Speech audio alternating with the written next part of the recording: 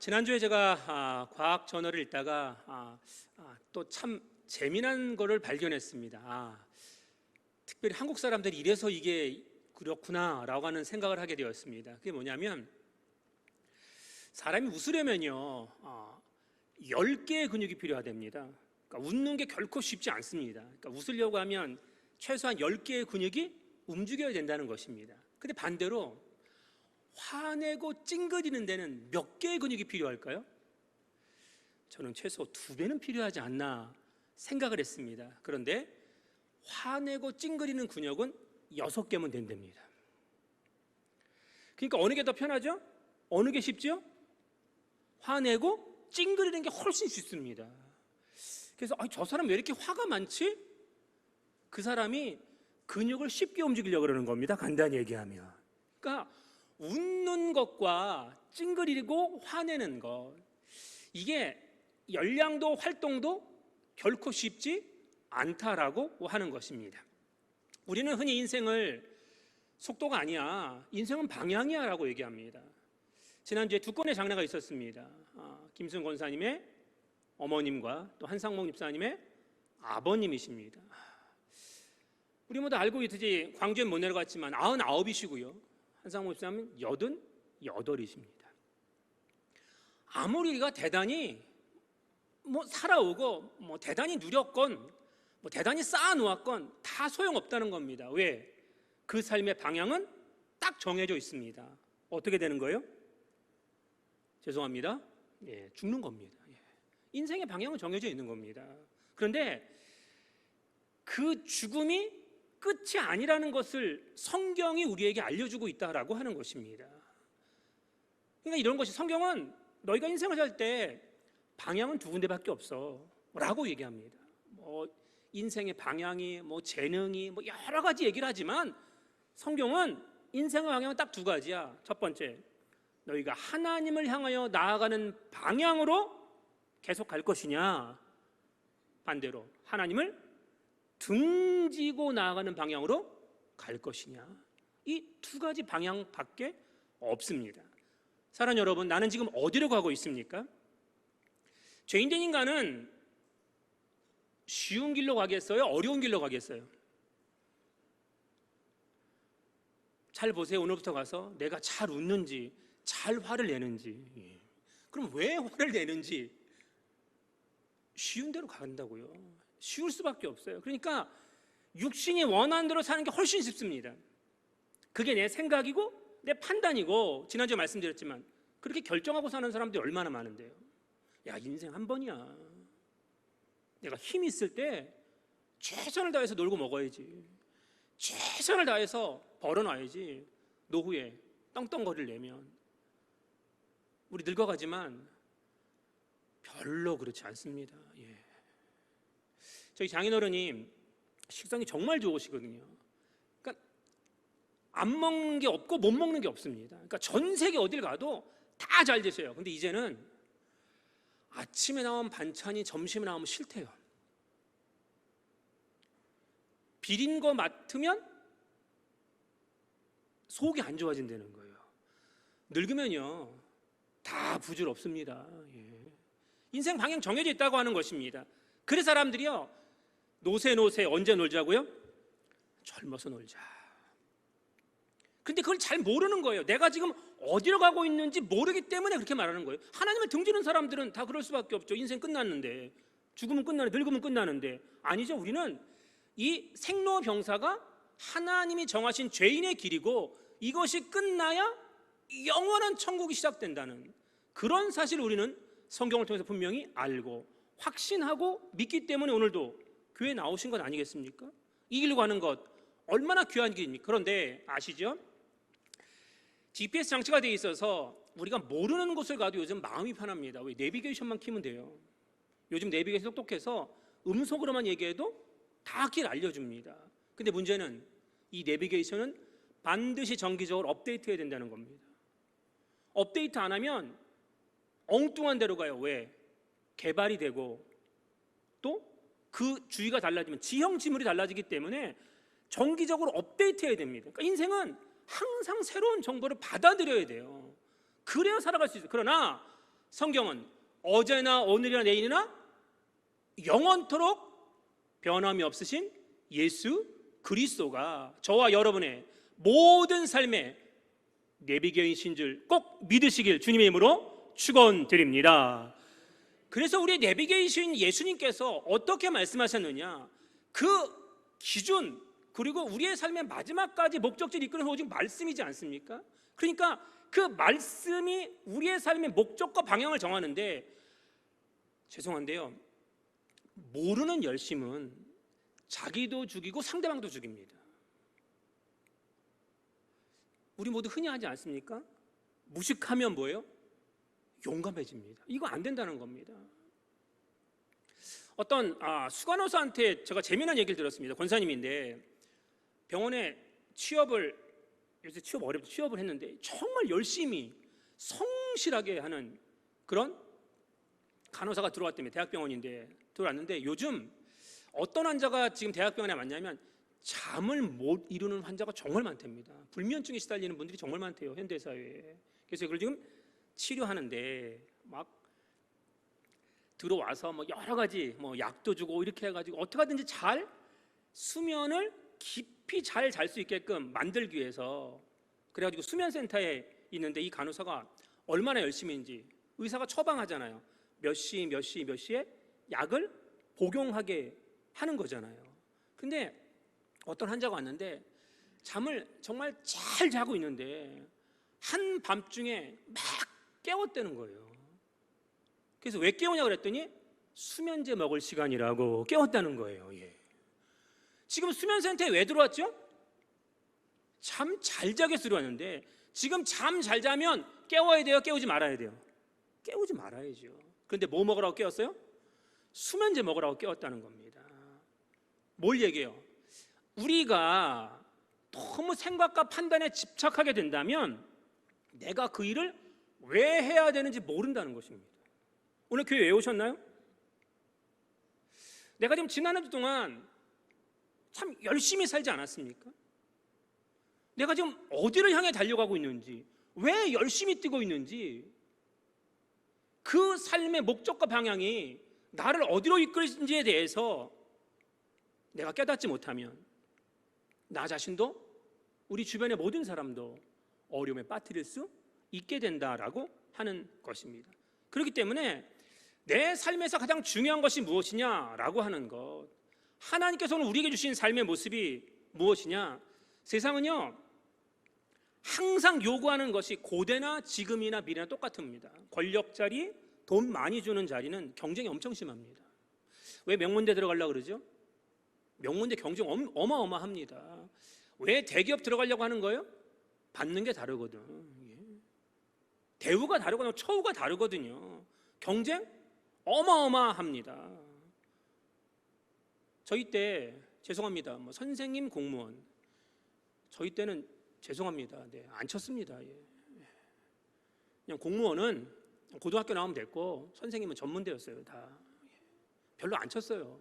지금 공무원 수백 대 1입니다. 선생님은 더 심하죠. 경쟁 어마어마합니다.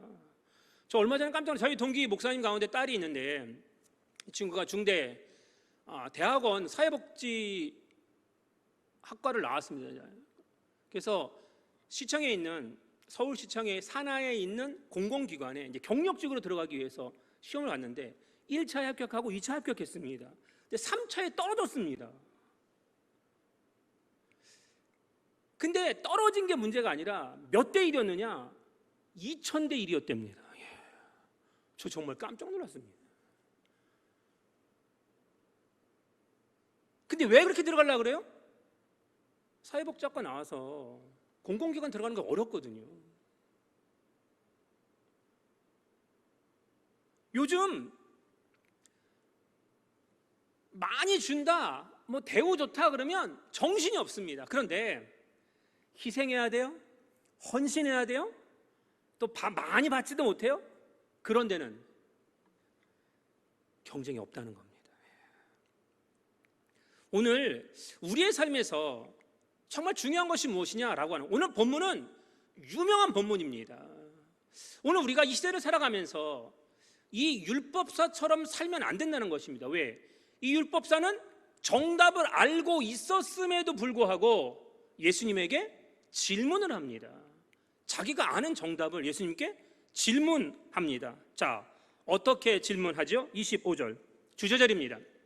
시작. 어떤 율법 교사가 일어나 예수를 시험하여 이르되 선생님, 내가 무엇을 하여야 영생을 얻으리까? 아멘. 오늘 우리의 삶에서 이제 중요한 것이 이것인 것이죠. 내가 압니다. 우리가 교회 오래 다녔으니까 영생에 이르는 길, 우리의 마지막이 어떻게 끝날지 우리 모두 알아요. 근데 알면서도 자꾸 누구에게 질문해요? 주변 사람에게 자꾸 질문하는 겁니다. 너 아니? 너 이거 아니? 너 이거 아니? 라고 얘기하는데 질문하는 의도가 뭐예요? 오늘 이 율법사는 율법에 정통한 사람입니다. 이 율법 교사라고 했는데 이 율법 교사는 기본적으로 구약 성경을 거의 통독하는 사람들입니다. 대단한 사람입니다. 구약 성경을 통독하고 그 율법을 지키고 또 가르치고 전수하는 사람들입니다. 그러니까 율법에는 완전히 정통한 사람들입니다. 이단들이 자기가 필요한 성경 목록은 그냥 암송해서 척척척 대답하는 것과 마찬가지로 구약 성경은 거의 그 정도 수준에 이른 사람들입니다. 그런데 예수님을 어떻게 했다고 성경은 얘기하느냐? 시험했다라고 하는 것입니다. 우리 흔히 그러지 않습니까? 번데기 앞에서 뭐 잡아요? 주름 잡지 마라 라고 얘기합니다. 그러니까 내가 많이 알고 있다는 겁니다. 예수님 목수 출신이거든요. 배움이 없다고 생각했습니다. 그리고 예수님 어떻게 하든지 잡아서 죽이려고 하는 것이 그 당대 주류 세력의 생각들이었기 때문에 예수님께 그가 나왔던 의미는 주여 어디로 가시나이까, 이게 아니에요. 시험에서 넘어뜨리기 위해서 나왔다는 것입니다. 오늘도 우리가 그런 것 같아요. 믿음 생활하면서 주변 사람들을 시험 들게 하는 분들 있죠.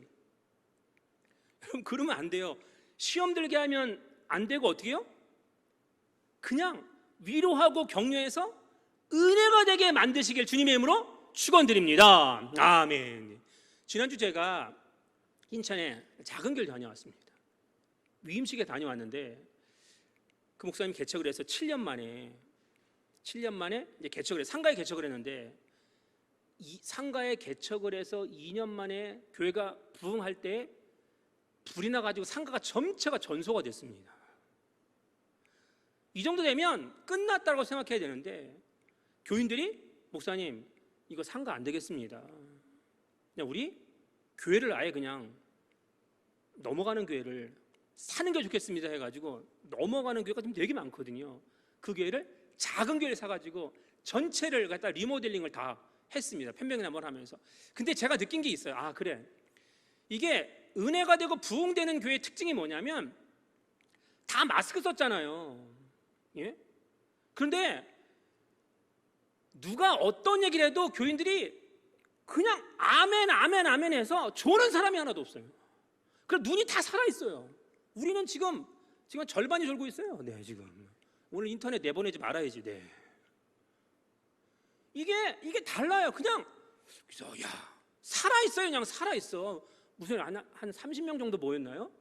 그런데 그냥 다 애도 어른이고 전부 다 하면 안 돼. 내가 물었어요. 나중에 애한테.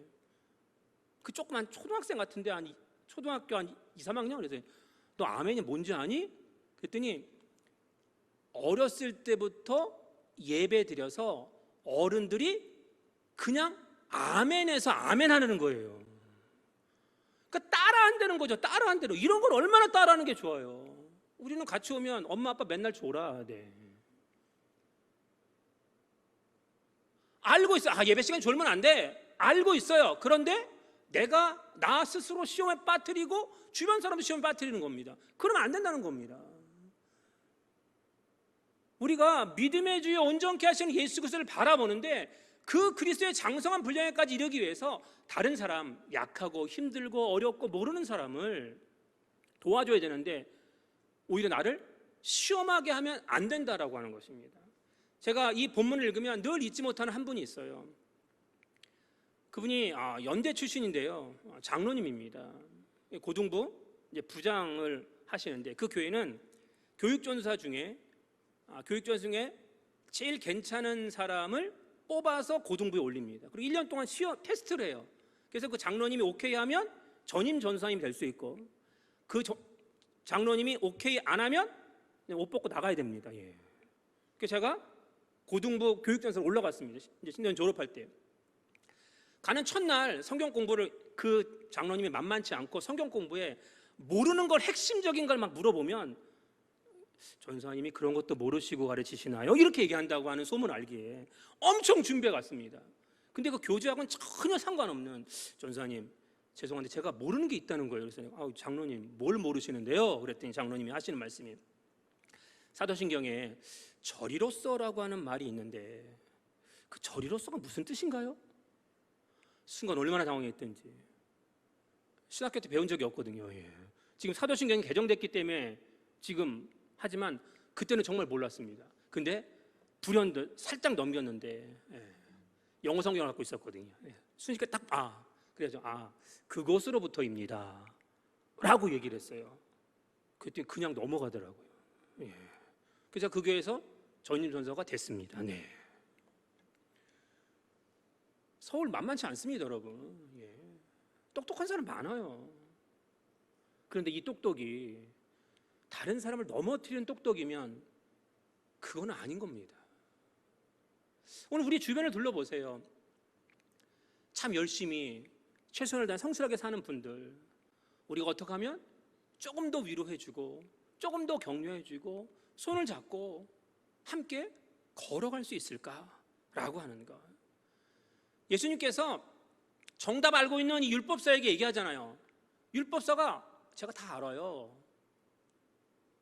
근데 이웃은 누굽니까? 오히려 또 반문하지 않습니까? 그러니까 예수님 얘기한 게 뭐예요? 이제 예루살렘에서 여리고로 내려가다가 강도 만난 사람이 있다라고 하는데, 이건 저희가 성지순례 갔다 오면 이제 금방 안다고 하는데, 예루살렘이요, 해발 이게 평지에서, 해발 평지에서 850m의 아주 높은 곳에 있습니다. 그래가지고 정복하기 어려운 겁니다. 다윗 때 정복해서 수도가 된 거 아닙니까? 그러니까 예루살렘이 해발 850m. 여러분 알고 계시죠? 의정부보다 저희 지역이 110m 높은 거. 그래가지고 비가 와도 저희 지역에 이게 수해가 없는 이유가 있는 겁니다. 예. 그러니까 저희 지역 수해 났다 그러면 주변 지대 난리 나는 겁니다. 해발 850m인데 여리고는 해수면보다 더 낮습니다. 해수면보다 250m가 낮습니다. 여리고는. 그러니 예루살렘에서 내려가니까 이게 얼마나 가파릅니까? 왜? 1km 정도밖에 안 된대요, 그 길이. 그러니까 되게 가파른 거예요. 그러니까 여기에 도둑이 고대 사회에 늘 끊이지 않았습니다. 그래서 이 길을 피의 길, 붉은 길이라고 얘기했습니다. 강도들이 너무 많았거든요. 그리고 도망가기에도 이게 급경사였기 때문에 참 용이했다라고 하는 것입니다. 자, 얼마나 강도가 심하겠든지 거의 죽을 지경으로 때렸습니다. 아마 옷은 다 찢기고 온몸이 피투성이 되었을 것입니다. 그때 세 사람이 지나갑니다. 첫 번째가 누가 지나가요? 제사장. 저 같은 사람이 지나간 겁니다. 근데 이 사람은 그냥 어떻게 했어요? 그냥 지나갔다는 겁니다. 근데 왜 지나갔느냐? 이해되는 거죠. 사실은 인간적으로. 왜? 그 당대에 제사장이 24,000명이나 있었습니다. 그러니까 너무 많은 거예요. 성전은 하는데 24,000명이 있으니까 1년에 일주일씩 7일씩 2번만 성전에 가서 자기의 제사장의 직무를 감당할 수 있었기 때문에 율법에 부정하다고 얘기하는, 가장 율법에서 부정한 게 뭐냐면 시체 만지는 거거든요. 그러니까 안 되는 거예요. 딱 보니까 거의 죽어 있거든요, 지금. 내가 이제 만졌는데 그 사람이 살지 못하고 죽게 되면 나는 어디에 못 가요? 1년에 2번밖에 하나님의 영광인 성전에 들어가서 직무를 감당해야 될 그 자리에 들어갈 수 없는 거예요. 왜? 24,000명이 서로 성전에서 봉사하려고 얼마나 경쟁이 치열했는데요. 그래, 내가 한 사람 살리는 것보다는 성전에서 수많은 사람들을 위해서, 또 하나님의 영광을 위해서 일하는 게 훨씬 낫다라고 아마 판단했을 것입니다. 레위인도 똑같은 겁니다. 그래서 그냥 지나가 버렸어요. 근데 누가 이 사람을 돌봤어요? 사마리아인입니다. 우리 모두 알잖아요.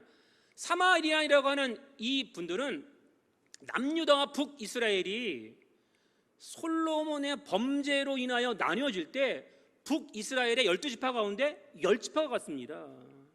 사실 정통성을 따지자면 어디가 더 정통적이에요? 북이스라엘입니다.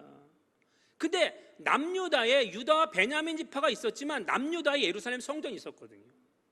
그리고 남유다에 제사장과 레위인들이 남유다 쪽으로 갔습니다. 그러니까 이 북이스라엘이 단과 베델에 금송아지 놓고 야 성전 내려가지 마 라고 여로보암이 만들어서 폐역하잖아요. 근데 결정적으로 언제 망하게 되느냐? 아수르에 의해서 망할 때 그 아수르가 피를 섞어버렸습니다.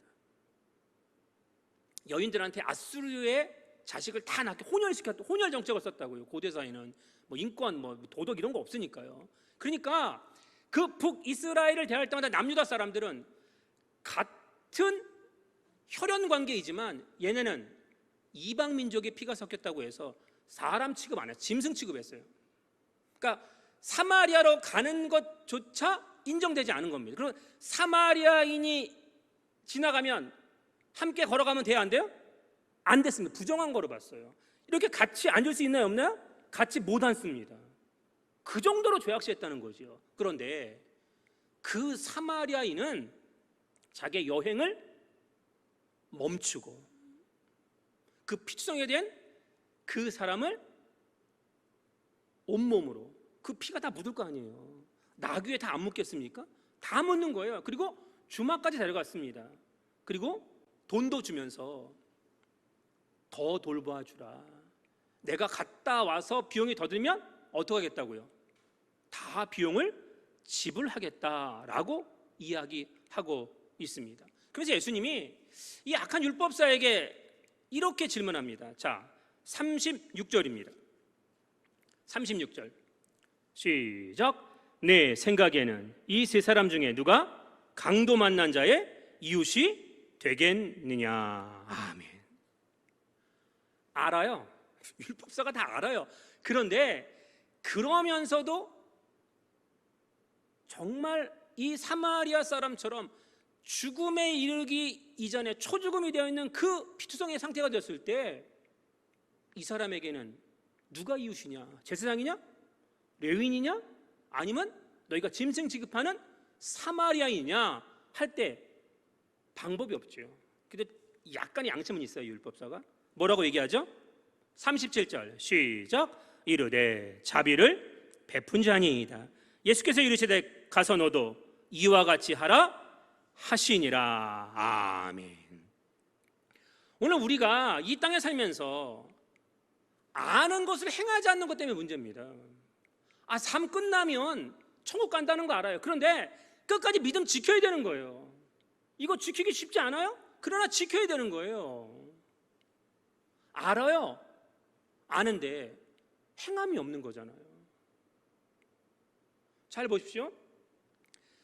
박만 장로님이 이게 지금 장이 안 좋으셔서 이 가족력에 그 대장암이 있으셔서 늘 걱정하고 계시는데 지금 장이 안 좋으셔서 또 이제 병원에 입원하시고 지금 뭐 탈수 현상도 오셔가지고 너무 빠지셔서 오늘 못 오셨어요. 오늘 못 오셔요. 그러니까 차로 못 오세요. 서울에서 오셔야 되는데 김현양 원사님이 어제 통화 중에 그래도 버스 타고 오시겠다는 제가 아유 비도 많이 와서 장로님 그 먼 곳에 버스 타고 권사님 오시면 안 돼. 권사님이 연세가 있는데 응? 안 된다고 제가 얘기를 했거든요. 그래서 저는 당연히 안 오신 줄 알았어요. 근데 오늘 오셨어요. 버스 타고 그 먼 길을. 예. 와야 되는 거 알아요, 몰라요? 알아요. 근데 우리는 조금만 아니다 생각하면, 내가 조금만 섭섭하면, 내가 조금만 싫으면 행하지 않습니다. 왜 이런 삶의 모습을 우리가 보일까? 여러분, 예수님께서 십자가에서 대가를 치르지 않으셨으면 저와 여러분에게 구원 없습니다. 우리도 이 세상을 살면서 대가 반드시 치러야 됩니다. 대가를 치르지 않겠다? 안 됩니다. 지금 코로나19로 식사 못 하잖아요. 예. 제가 사실 코로나19로 인해서 듣지 않는 소리 가운데 이런 소리입니다. 아니, 또 우리 구역이 식사 봉사야? 이게 코로나19 다음에 제가 안 들어봤어요. 왜? 식사를 아예 안 하니까. 네. 근데 저는 좀 기대가 돼요. 왜? 이게 끝나면 왜 한 주만 시키느냐? 우린 더 하고 싶은데. 예. 이런 얘기들이 좀 들리면 얼마나 좋을까? 근데 헌신하고 희생하는 곳에는 사람들이 거의 없다는 것입니다. 여러분, 받으려는 데는요 경쟁이 얼마나 치열한지 아세요? 제가 지난 기사를 보니까 이번 주에 지금 이제 어렵잖아요. 코로나19로 어려운데 복권을 더 많이 산다네, 사람들이요. 근데 이 복권에 맞을 확률이 어떻게 되냐? 지네가 얘기하는 겁니다. 정부에서 비행기를 타고 운동장에 앉아 있는 파리 눈을 화살로 맞힐 확률이라는 거예요. 네. 그런데 이거 정부가 팔아먹는 거예요, 이거 지금. 네. 여러분, 비행기를 타고요 거기서 올라가서 파리가 운동장에 앉아 있는데 그 눈을 화살로 맞추실 자신이 있는 분은 사세요. 네. 근데 물론 사는 분들이 있어요. 우리 교회도. 그분들이 얘기해요. 목사님, 제가 복권 맞으면 교회 헌금할 겁니다. 택도 없는 소리 안 해. 네. 하나 앞에 약속해놓고 저 위에 다 자필로 썼어요. 자필 은혜대서. 버젓이 아닌데. 오늘 우리가 그래요. 헌금한 청년 때부터 헌금 습관이 안 되는 아이들이 있어요. 저희 어렸을 때부터. 이거 그러니까 전혀 헌금이 안 돼요. 뭐 11조든지 감사하고 주일헌금이든지 아무것도 안 되는 아이들이 많아요, 우리 교회에. 왜? 아깝거든요. 근데 예수님 분명 마태복음 6장 20절 오직 너희를 위하여 보물 하늘에 쌓아두라. 거기는 좀이나 동록이 해하지 못하며 도둑이 구멍을 뚫지도 못하고 도둑질도 하지 못하느니라. 아멘. 천국에 쌓아놓으라고 그러셨거든요. 80년 90년 쌓아놔봤자 못 쌓아놓습니다. 영원한 천국에 쌓아놔야 되는 거잖아요. 오늘 우리가 많은 사람들이 원하는 길로 가는 건 그 길, 누구나 다 가요. 그 길은 누구나 좋은 길이니까. 근데 그 길로 가지 않고 조금 어렵고 힘든 길로 가면 얼마나 없어요. 세상 사람이 안 알아줘도 괜찮습니다. 뭐 그렇게 알아줘야 돼요. 어제 한상무 집사님 대학 동기가 장례를 치르면서 계속 3일 동안 있었어요. 다 끝나고 저기 저녁에 돌아와서 이제 저희 동네에서 식사를 하는데 그분이 그러더라고요. 제 얘기를 한상무 집사님한테 얘기를 들었대요. 많이 들었대요. 그러면서 장례 치르면서 저를 처음 봤는데 그런 얘기가 들어요. 목사님 정도의 외모와 풍채면 서울이나 수도권에서 충분히 목회하실 수 있을 것 같다고. 잘은 모르지만. 이 말은 무슨 말이에요? 왜 시골에 있냐 이거죠. 네. 시골에 있으면 실력이 없나요? 시골에 있으면 이 정도 외모와 풍채가 있으면 안 되나요? 네. 물론 저도 늘 생각해요. 사람인지라. 서울에 가면 대우가 달라요. 무슨 걱정을 하겠어요. 또 안고 가야 되는 이런 모든 일 단번에 벗을 수 있어요, 저. 네. 근데 가남리가 어딘지도 몰랐던 그 젊은 시절에 제가 왜 왔겠어요, 제가. 네. 저를 이름 왜 부르셨겠어요? 네. 큰 교회 가서 목회하는 것, 그게 주님이 원하시는 길일까? 늘 반문해도 그런 것 같지는 않아요. 네. 예수님이 얼마나 화려하고 좋은 길이 많았는데 그 길 안 가시잖아요. 네. 그러면서 십자가의 죽음의 길이지만 그 길 간다고. 왜? 우리의 구원을 위해서. 여기 계신 모든 분들이 지금 그렇게 살고 있지 않습니까?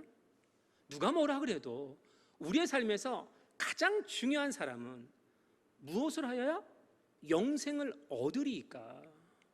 우리 알아요. 그러면 그 영생을 얻기 위해서 정말 중요한 것은 지금 내 옆에 있는 사람이에요. 자, 한번 볼까요? 내 옆에 있는 사람. 이분들 정말 중요한 분들이에요. 예. 만날 때마다 어떻게 하셔야 돼요? 예. 만날 때마다 꼭 좀 안아주세요. 예. 정말 수고했다고, 고맙다고, 감사하다고.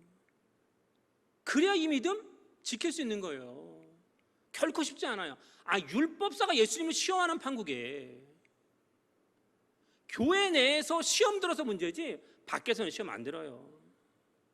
오늘 내가 어떤 삶의 모습이냐라고 하는 거. 믿음 생활은 내가 원하는 길로 가는 게 아니고 주님이 원하시는 길로 가는 거잖아요. 부귀와 명예 다 지나가면 소용없다니까요. 자꾸 경쟁이 있는 곳으로 우리의 삶을 몰아가는 것이 아니라 경쟁이 없는 길, 그 길이 어떤 길이냐라고 하는 것입니다. 오늘 내 삶에서 하나님께서 가장 귀하게 여기시는 그 삶의 모습이 무엇입니까? 주님, 내가 무엇을 하여 영생을 얻으리까? 알아요, 우리 모두. 그러면 예수님이 하는 말씀이 뭐예요? 너 알잖아. 누구야? 이 중에 내 이웃이. 사만에게 진정한 이웃이 뭐가? 내게 진정한 이웃이 누구야? 알아요. 그러면 너도 가서 이와 같이 하라. 행동하라는 것입니다. 부모님의 사랑과 희생이 왜 큰 거예요? 자식을 위해서 희생하거든요. 자식을 위해서 헌신하거든요. 답답하고 힘들 때 그를 위해 울어주고 기도하는 게 부모님이에요. 오늘 우리가 무엇을 하여 영생을 얻으리까? 알고 있습니다. 그러면 행하십시오. 그 행함이 우리를, 우리 자녀를, 우리 주변의 수많은 성도들을 하나님께로 이끌게 될 것이고, 마지막 천국에서 영생 복락을 다시 한번 누릴 수 있는 귀한 믿음의 삶으로 축복되는 우리 모두가 되시길 주님의 이름으로 간절히 축원드립니다. 아멘.